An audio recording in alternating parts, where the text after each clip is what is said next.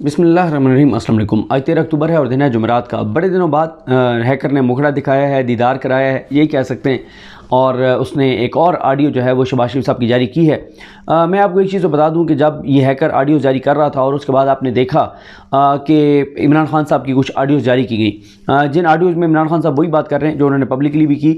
लेकिन उसमें फिर एक हुकूमत की जानिब से एक बयानिया बनवाने की कोशिश की गई अपने हामी मीडिया के ज़रिए। और हामी मीडिया बल्कि अब तो 95% मीडिया हुकूमत का हामी ही है, हुकूमत ने मैनेज किया हुआ है। उन चैनल्स के ज़रिए एक चीज़ करने की कोशिश की गई कि देखें जो भी हैकर है उसके पास इमरान खान की भी ऑडियोज़ हैं, उसके बाद शहबाज शरीफ की भी ऑडियोज़ हैं। मैं आपको कई बार ये बात बड़ी वजाहत के साथ बता चुका हूँ कि जो इमरान खान की ऑडियो जारी की गई हैं उनका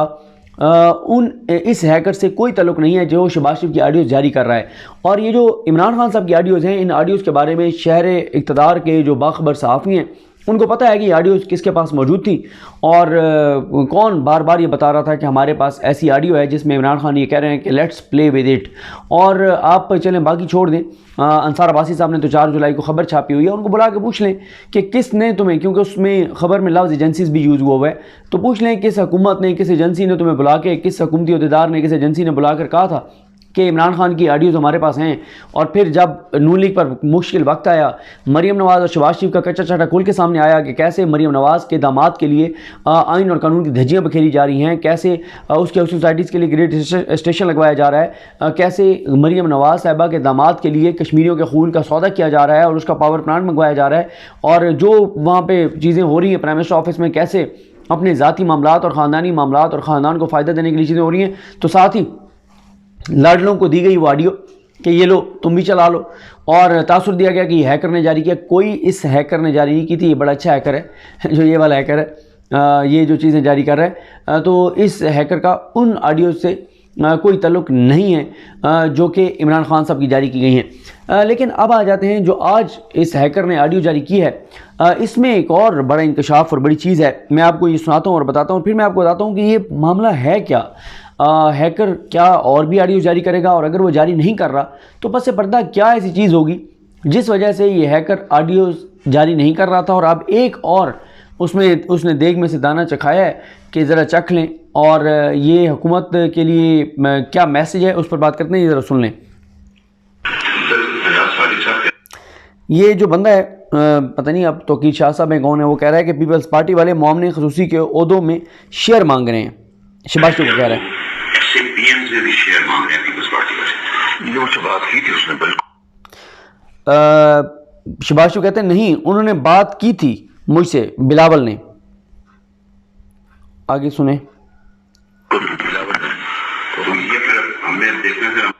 वो बंदा जो साथ बात कर रहे हैं वो कह रहा है ये फिर हमने देखना है कि ज़फ़र महमूद और जाज़ेब साहब को लगाना है, कि हमने उनको भी तो लगाना है, ये अपना हिस्सा शेयर मांग रहे हैं। ज़फ़र महमूद को लगाना है और जाज़ेब साहब को लगाना है। तो मैं आज आपको फाइनल नंबर बता दूँ। वो कहते हैं मैं आपको एक फ़ाइनल नंबर बता दूंगा कि कितने ज़ाहिर है हम उनको दे सकते हैं, कितने हमने लगाने हैं, और वो डॉक्टर को शेयर कर लें, और वो डॉक्टर को शेयर कर लेंगे पीपल्स पार्टी और बाकियों को भी। ये शहबाज शरीफ कह रहे हैं।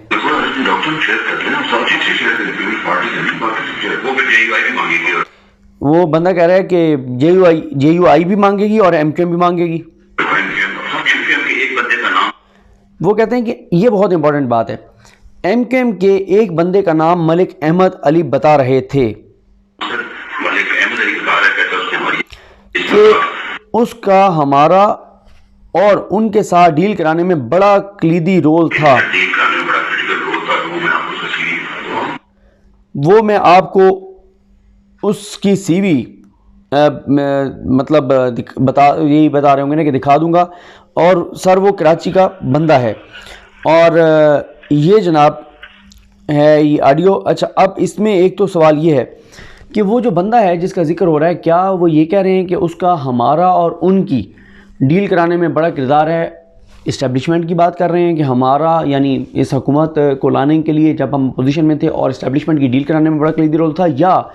नून लीग और MQM का इत्तेहाद कराने में कलीदी रोल था, ये आप वाज़ेह नहीं है। लेकिन मलिक अहमद ख़ान साहब का जहाँ पे नाम आता है तो वहाँ पे जो वेल कनेक्टेड सहाफ़ी हैं उनको इस बात का पता है कि मलिक अहमद ख़ान कहाँ पर करीब हैं, किसके करीब हैं, और जहाँ पे मलिक अहमद ख़ान साहब का जिक्र आएगा तो असल में मामलात कहाँ पर जाएंगे। अच्छा, अब इस बात पर आ जाएं कि जो हैकर वाला मामला है इस पे ये क्या हो सकता है कि हैकर ने पहले ऑडियो जारी की, फिर एकदम ऑडियोज़ रुक गई और अब एक और ऑडियो आई है। इसका जो मेरी असेसमेंट है, इंफॉर्मेशन नहीं है, मेरी असेसमेंट ये है कि वो जो हैकर है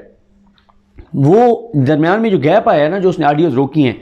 वो दो ही वजूहत हो सकती हैं। एक तो ये हो सकता है जो हुकूमत ने दावा किया कि 2 बंदे हमने उठा लिए और पहुंच चुके हैं हैकर तक कि हैकर कौन है, कौन लोग ये कर रहे हैं। लेकिन हुकूमत की जो कमेटी बनी वो इंतहाई गैर संजीदा कमेटी थी, जिसमें राना सनोला जिसको हेड कर रहे थे। आप अंदाज़ा लगाएं कि जिस IT के मामले को और हैकिंग के मामले को राना सनोला हेड कर रहे हो, जिस राना सनोला साहब को IT के हवाले से ABC भी नहीं पता और अमीनुल हक साहब MQM क्यों, तो फिर आप खुद अंदाज़ा लगा लें कि उस कमेटी से क्या बरामद होना है। दूसरा ये है कि ये भी हो सकता है कि जो इनके मामला तय पा रहे थे हैकर के साथ कि को पैसे ऐसे दे के रुकवा लें, ये भी एक था। लेकिन जो तीसरा जो मुझे लगता है ना, ये 2 तो इम्कान हो सकते हैं। जो मुझे लगता है वो ये लगता है मुझे कि हैकर जो है वो ज़ाहिर है उसके भी तो कुछ मफादात हैं, और हैकर के जो मफादात हैं उसने कुछ ऑडियो जारी की और एक मैसेज दिया कि मेरे पास बहुत माल है, मेरे पास बहुत मटेरियल है, मेरे पास बहुत कुछ है, तो कुछ ना कुछ उसका होगा मुतालबा, कुछ ना कुछ उसका मफाद होगा, कोई ना कोई मैसेज उसने दिया होगा। और वो जिसे कहते हैं ना कि खामोशी की भी, आपको वो जुमला याद होगा कि खामोशी की भी एक ज़बान होती है। हैकर ने चाहे कोई निगोशिएट नहीं किया, मुज़ाकरात नहीं किए, बातचीत नहीं की, रब्ता नहीं किया, जवाब नहीं दिया, लेकिन उसकी जो खामोशी थी वो एक मैसेज थी कि मेरे पास बहुत कुछ है, ये मैंने जारी कर दिया है, बाकी फिर आप लोग सोच लें आपने क्या करना है। तो एक हुकूमत को मैसेज था। अब तो अगर तो हुकूमत को लाइन पे आई है, जो हुकूमत भी समझ रही है कि मुमकिन तौर पे कहाँ से आई होगी, कौन है, क्या चाहता है, तो हुकूमत वो कर लेगी तो चीज़ें ठीक हैं। नहीं तो इन ऑडियोज़ का एक और भी मैसेज है। देखें, अगर मुझे पता हो कि मेरा जो ऑफिस है, मैं जहाँ बैठता हूँ वहाँ बैठता हूँ और